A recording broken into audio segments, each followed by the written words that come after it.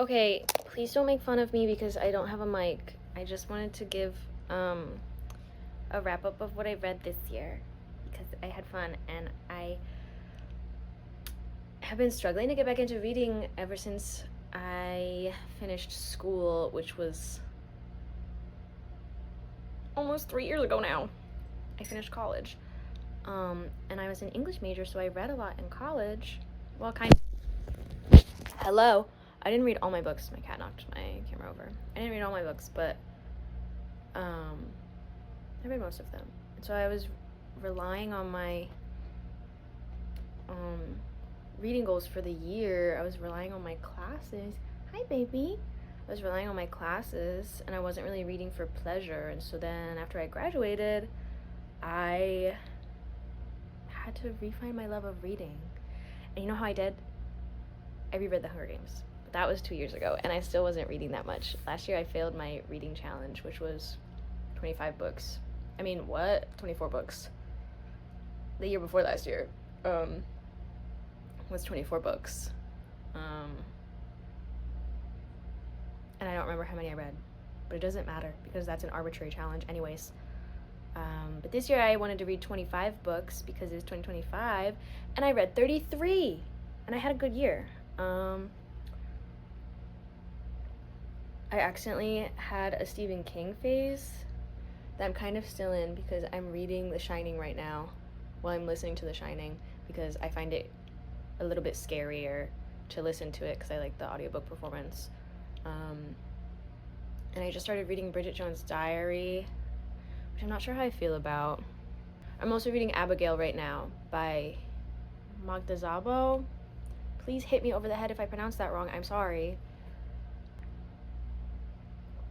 Anyways, I saw some people doing a worst to best of all the books they read this year. And I want to do that, but I also feel a little bit mean, so I'm just going to do least favorite to favorite. I wrote them all out, but I didn't put them in order yet, so I might just go based on vibes. So my first category is going to be books that I don't really remember reading, which is unfortunate, and I feel bad.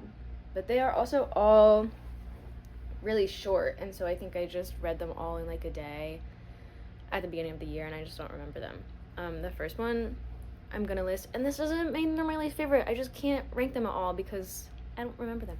And the first one is Parade, a Folktale by Hiromi Kawakami, which I don't remember anything of, but it has such a cute cover, and I work at a library, so I saw it one day while I was shelving, and it was just this tiny cute book, so it stood out, and I was like, let me read it, and I just read it in my shift, and I don't remember anything that happened, except that I think I liked it, I enjoyed it, and it was cute, and it was like genuinely like a 30-minute read.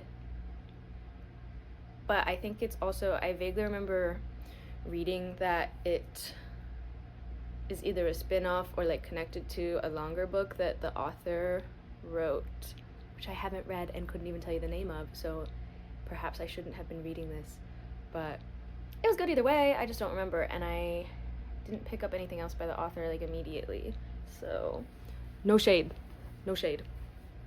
Anyways, the second one is The Yellow Wallpaper, the short story that everybody reads in English class in high school, but I never read it. I was never assigned it, and so I wanted to read it to fit in. But I listened to an audiobook while I was doing house chores at my brother's house. I don't remember any of it. And I think I should probably reread it because I probably like it. And I don't even remember what happened, except that she was crazy. I'm so sorry. And the third one is, I'm putting it third because in my memory, I liked it the most, or I can remember like the feeling of it the most out of these three. But it's Schoolgirl by Dazai, which I've never read anything else by him. It was my first one and I was excited. And I think I liked it, but I'm so sorry. Sometimes I listen to audiobooks, especially at the beginning of last year. It's like my first like audiobook year. So I was just getting into audiobooks, and I low-key was not paying attention because I was listening to it at my other job, and I was just cleaning, and I think I was distracted.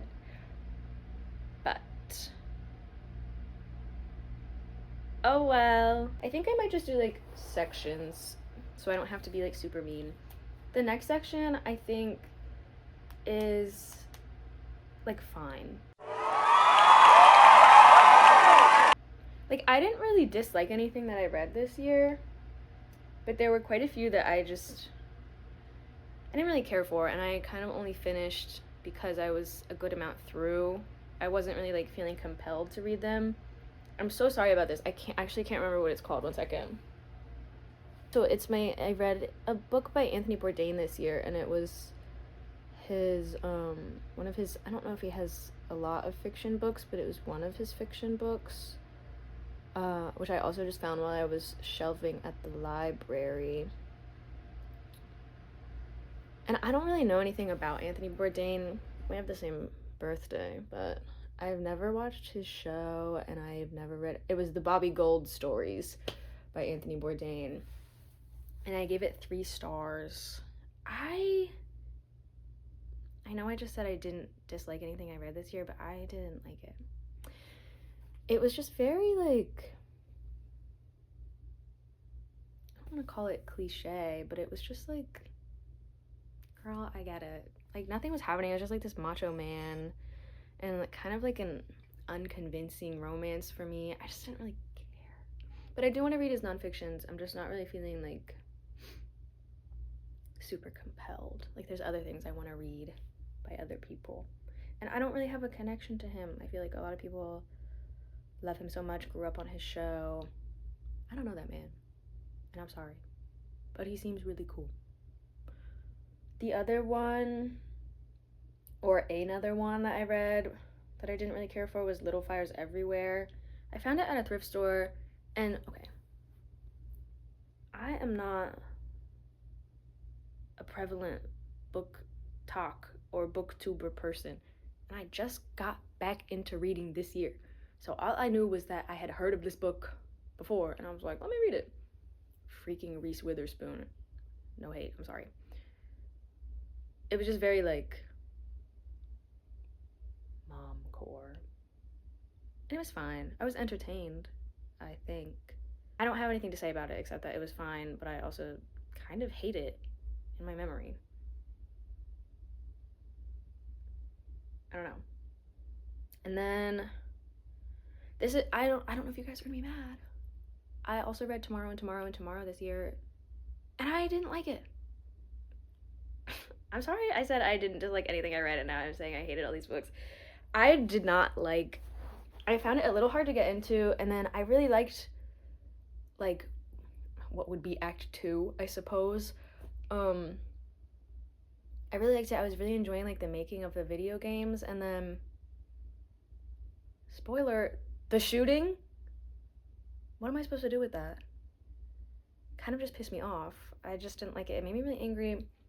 It took me a long time to finish the book, even though it was like a super easy read, and it was entertaining. And then I did not like that they spent the whole book being like the main 2 characters, the Sadie and I don't remember his name. Sadie and the man were like childhood best friends, and they were like, there's never anything between us.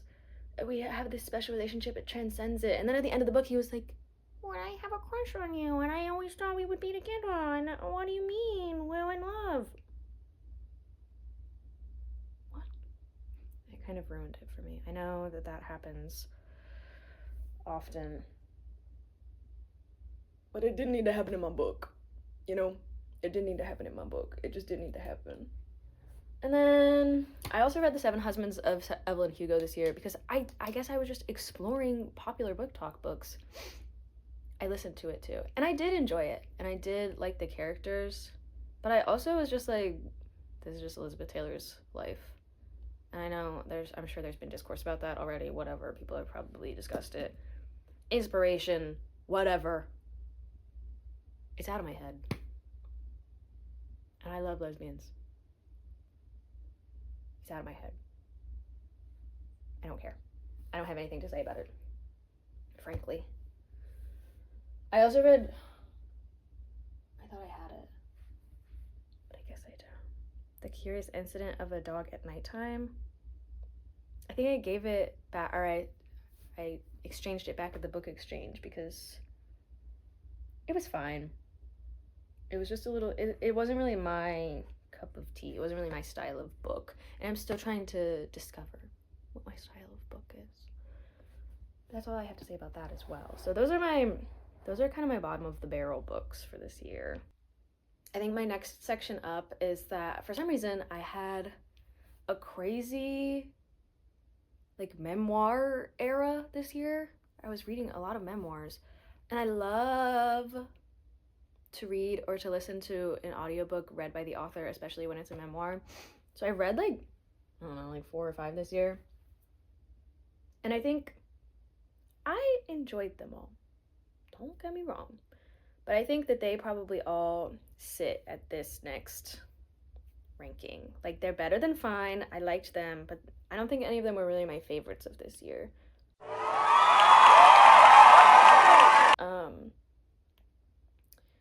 My least favorite, I think the last or second to last one that I listened to was The House of My Mother, by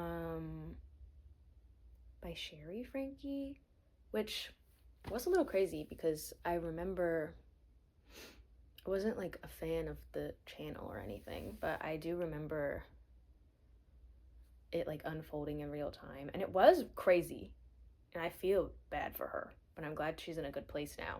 I didn't know it was that bad, but I don't know if she has like aspirations to be an author or she just wanted to tell her story. I think I kind of wore myself out listening to too many like low-key traumatic mother and daughter relationships in people's memoirs this year. But that one was probably my least favorite of them all. The next one, I listened to Crying in H Mart, and I did like that one more. I don't think I disliked it at all, but I did find it a little slow. It was sad. I think I cried. I liked listening to it. I kind of don't know if I would have finished it if I had just been reading it. So I guess I'm glad I listened to the audiobook, but I don't really have that much to say about it either. I don't really listen to Japanese Breakfast, but I'm glad to know about it. I think she is writing another book too, so I'm glad to be there for that. The next one I listened to was I'm glad that my mom died, which was also really crazy. Just kind of upsetting. I'm happy for her that she's writing another book too. I don't know if I'm gonna read it. I don't know if I care. Sorry, that might be me. I think it's just like, I'm sorry, not just. I think it's like an age gap romance, and I kind of just, I don't know if I'm sorry, it's not a romance. I'm so sorry. It's not a romance. It's like an age gap, like horror story, The Terrors kind of thing. I just don't know if I don't know if I am going to be interested enough to read it. So those were the 3, and I read another one, or I listened to another one, but I think it will come up higher because I did really love it this year, and it's why I went on like a weird memoir journey. So I'm going to go to a different, I think next in line is probably, I read Tillie Walden's Clementine graphic novels because one thing about me, I'm a tremendous Walking Dead fan, and I love the Walking Dead games, and I love Clementine the character. She's one of my favorite characters from the entire universe of The Walking Dead. So I was really excited. I do think it's a weird concept because it almost has to exist in an alternate universe, just because I think the games ended really well, and that was for her to leave and go somewhere else and leave AJ behind. I'm sorry if you have no idea anything about the plot of this. I'm sorry. I think that was a little crazy, and it's crazy. It's hard to make fans of the game believe that she would do that. But if you have it in your head as just like a separate story, an interesting alternate reality, I think she got Clem's character pretty spot on, and I liked it. I did not like, spoiler, I did not like that she randomly killed her girlfriend for no reason. in the third one, except to have a conflict in the third one. I thought that was kind of weak and lazy, and I feel like she's better than that. So the third one was like by far my least favorite, but I did really enjoy them, and I read them really fast. I had fun reading them. But I think I'm just gonna keep them all lumped together, even though I did not like the third one as much as the first two. Next, I think would be,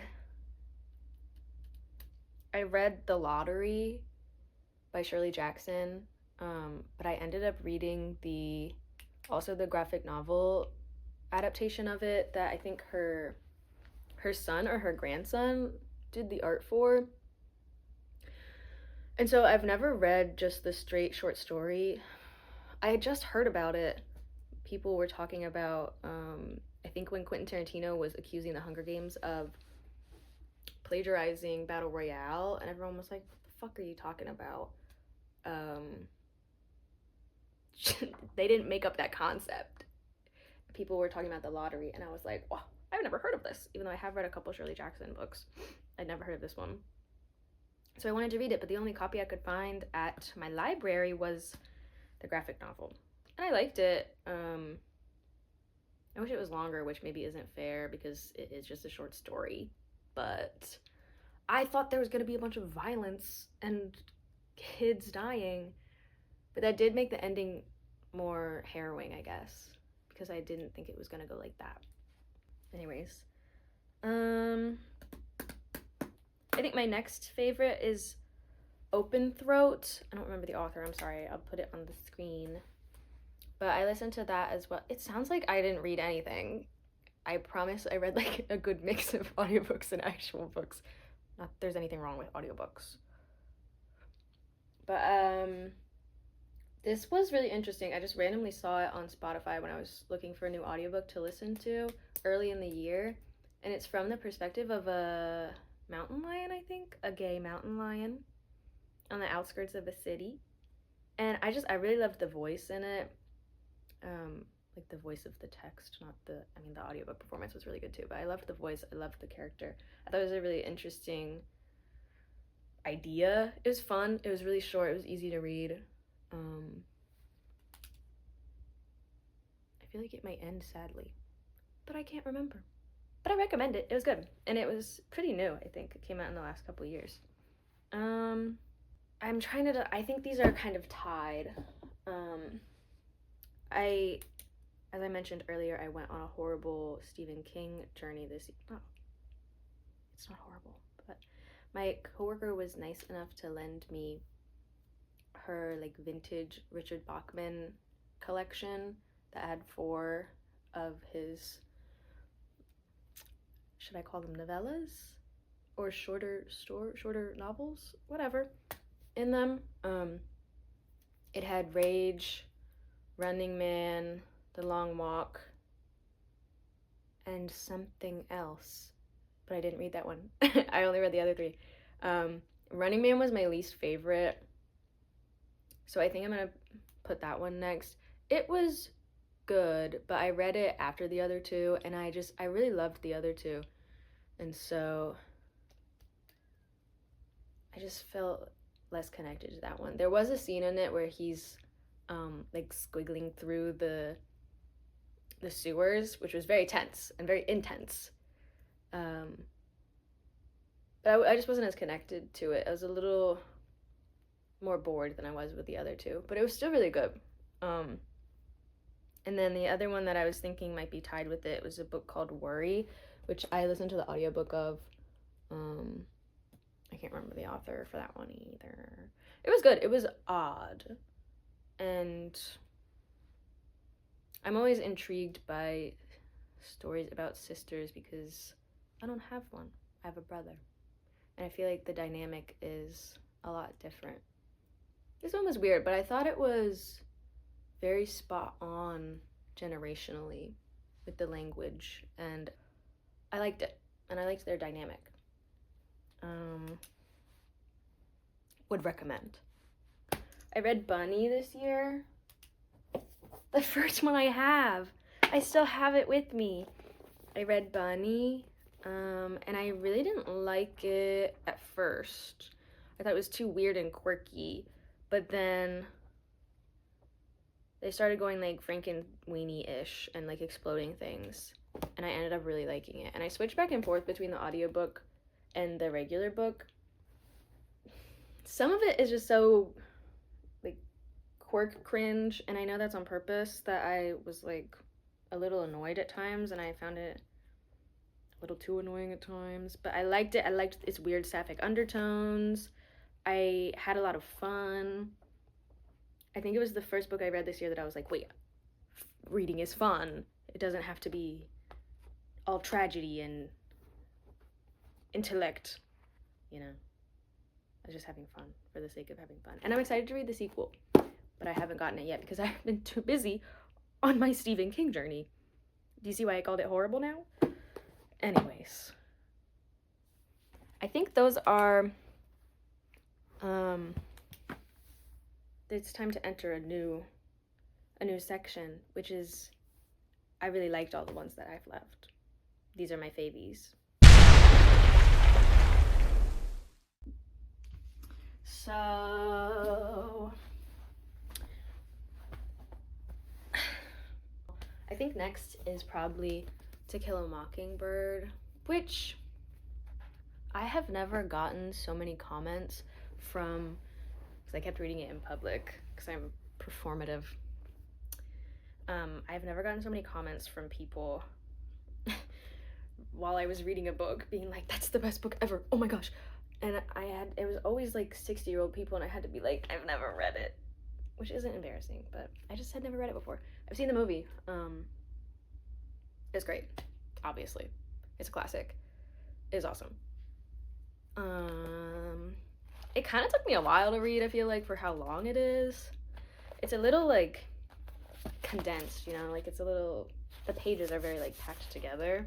But it's a tiny book. It's just good. It just feels good. I mean, it ends in tragedy. But, I love Scout. I wish I was Scout. She's so awesome. What else is there to say that hasn't been said already? The timeless classic of growing up. Like, yeah, that's what it is. Next, I think, is probably Hijab Butch Blues by I'm So Evil, and I can't remember. Why did getting up, like, take the wind out of me? Also got it from the library. Please visit your local libraries. It was...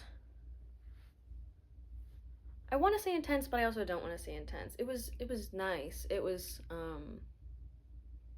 so vulnerable. It was very... I think it was a good time for me to read it in my personal journey. I wish I owned it because I like underlining and dog-earing. I know that might be controversial, but I love dog-earing my books. But I got it from the library, so I couldn't.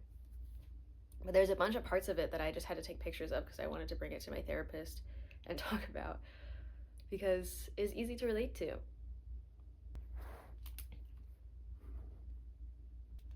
I'm gonna go Of Mice and Men, which is the last book I read this year. I don't know if you can tell. Why would you ever be able to tell that? But behind me, it might look like my shelves don't make sense. But behind me, on this side, this is the books I've read, but that aren't my favorites. Maybe that's controversial. These are the books these are my little books that I haven't read, which is a lot of them. And then everything on the second shelf I haven't read, and then over here is my favorites that I have read, which you can't look at yet because it's a spoiler for the rest of the year.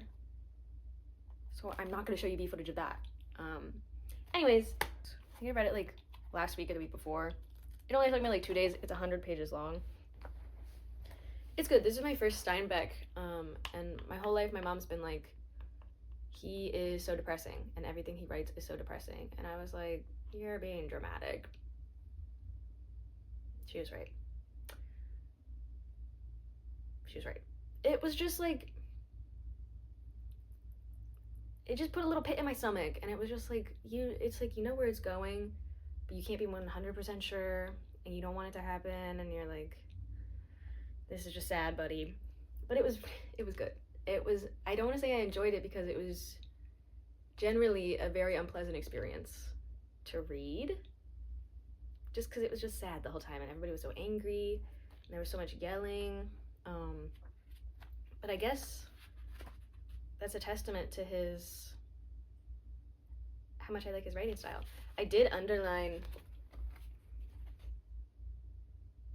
there's one woman in the whole book, and she gags the hell out of all of them. She comes up to them and says, "You're all scared of each other. That's what." And I underlined it, and I wrote male condition, which I think says all it needs to say. Next is probably Scarborough, which was another really short book that I read this year, early in the year. I think it's Canadian. It was good. It was about a couple different kids at an elementary school in a poorer neighborhood, I think in Scarborough. Who would have guessed? And it's from their perspectives and the perspective of, I don't know what her title is, sort of like a counselor, like a family counselor type woman who gets assigned to the school, and she sets up like sort of like a safe area where they can have food and they can meet in the morning. And it's just devastating. There's not that much to say other than that. It was interesting. I loved all the kids, but it's just heartbreaking. The state of education across the world and the state of money. The next one, I would probably go Sunrise on the Reaping. Now, whoa, I don't know why I did that. As much as I love The Walking Dead, I probably love The Hunger Games more. The Hunger Games changed my life. It was my first fandom ever. I will never escape them. I should have worn my I Heart PETA shirt. It's the best. As much as I love The Hunger Games, I will say it's a little... There are parts of this that are fan servicey, and I know that's probably obvious to some people, and maybe like others are aghast right now.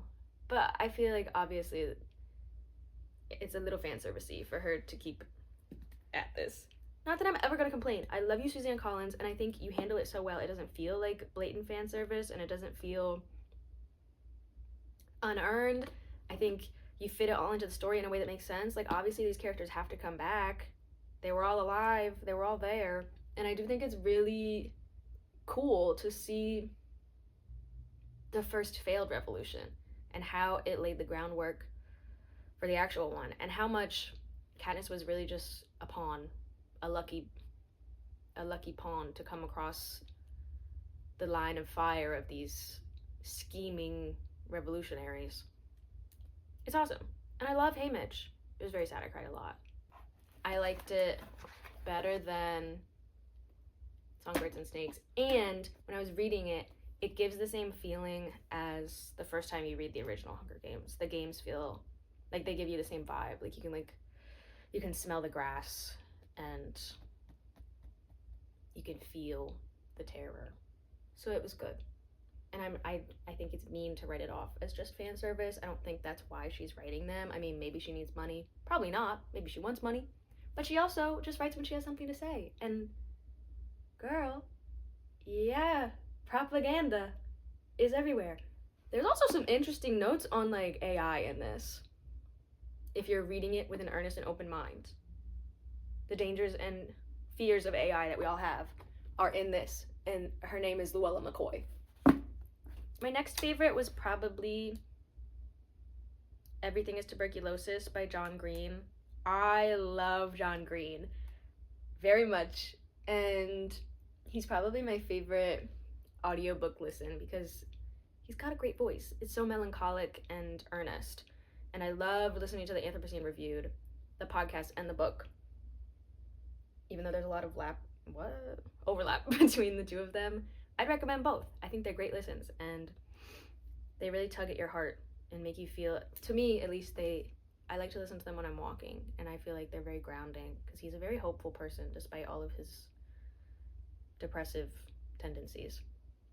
Everything is Tuberculosis was mind-blowing to me. I didn't know anything about it. It did also spoil Red Dead Redemption 2 for me because I know that's my fault because I just started the game 10 years late. But how was I supposed to know? So he did spoil that for me immediately, which was just bad luck, but it was great. Tragic, overwhelming, the constant American crisis of having the ability to help everyone and helping almost no one. It was a great book. It was a great read. It was very informative. Everything really is Tuberculosis. Next, I think, is probably the first book I read last year, which was Crushed by Richard, is it Saiken? I always think his name is Silken, but I think it's Saiken, which was the first poetry collection I've ever read the whole thing of, I think, and it was outstanding. I had to keep stopping and writing down lines or even whole poems in my journal because I loved it. The rhythm of it was,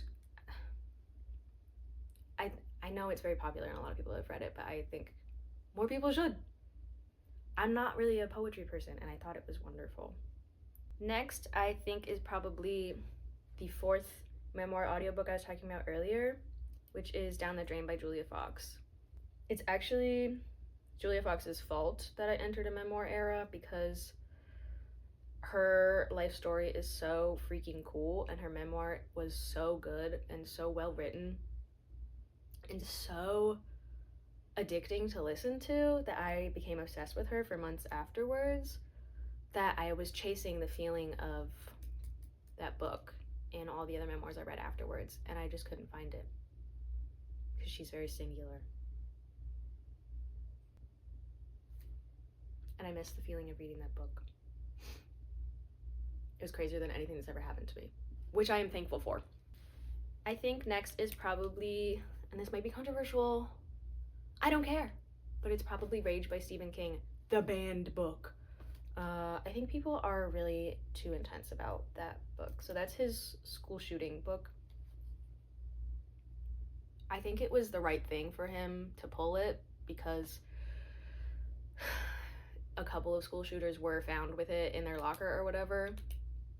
But I also think it's really in bad faith to act as if it's his fault or the book's fault just because he was, I know, it's an everlasting argument that will never be completed, that just because something is occurring in a book or is shown in a book or talked about doesn't mean that the author is not condemning it or even approving of it.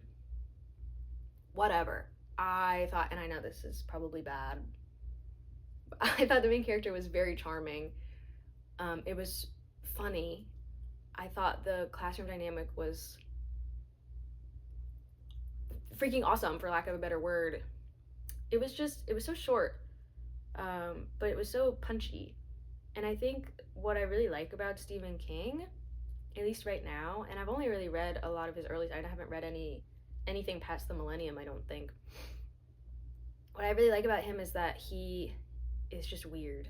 He's weird, and he is not afraid to come across weird and come across in what I can only describe as what people today are afraid of being canceled for. He's just gonna say shit, and some of it I'm not gonna agree with, and some of it maybe he takes too far, but I think that is a risk you have to take to say interesting things, and I think that's what he's doing, and I applaud him for that, frankly. But also, maybe he's just a white man in 1975 and he's just saying crazy shit because that's what they were doing back then. But I don't think so. He seems kind of woke to me. But I don't know, and I don't care. I liked it. My top 5 of the year. I think my 5th favorite is Stop Kiss, the play that Sandra Oh was in early on in her career, which I wish desperately I could see. I read it in one night on my phone on Internet Archive in my bed because I was reading a really long book, which I'll share with you in a second because it's my 2nd favorite of the year. And I needed a break just for a little bit. I needed to read something else, and I needed to read about lesbians. It was very, I almost want to say petite. It was buzzing. It